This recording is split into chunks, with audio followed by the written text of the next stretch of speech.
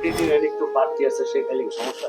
যার ক্রিয়েটিনিন বাড়তি আছে, ক্রিয়েটিনিন বলতে 1.35, আর যারা ভিডিও দেখছেন 1.35 কিন্তু বাড়তি না, এটা একটা আপনাকে দেখাচ্ছে যে বাড়তে পারে, আপনি সাবধান থাকবেন। অর্থাৎ সিরাম ক্রিয়েটিনিন যদি কারো বেশি হয়, ধরেন 2 এর কাছাকাছি বা 1.5 সামথিং, ওই সকল মানুষের আপনার প্রোটিন সমৃদ্ধ খাবার একটু কম খাইতে হবে, যেমন ডাল, মাংস, ধরেন মাছ, এগুলাতে প্রোটিন বেশি থাকে। এগুলা খাওয়া যাবে না এরকম অনেকে বন্ধ করে দেয়, ঠিক না।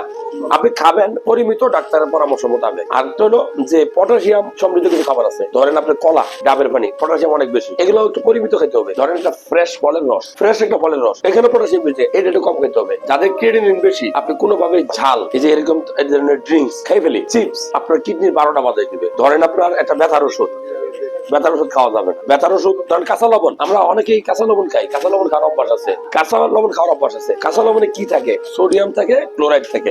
সোডিয়াম কি করে? আমাদের রক্তনালীতে পানি ধরে রাখবে। পানি ধরে রাখতে রক্তনালীর ভিতরে কি থাকে? রক্ত থাকে। এই পানিটা দিলে রক্ত ভলিউম বাড়ে, আয়তন বাড়ে, এয়ার প্রেসার বাড়াবে। এই জন্য কাঁচা লবণ যাদের খাওয়া যাবে না, তার মধ্যে অন্যতম প্রেসার বেশি অথবা কিডনি ড্যামেজ, সিরাম ক্রিয়েটিনিন বেশি, এই জন্য মানুষ কাঁচা লবণ খাওয়া যাবে না।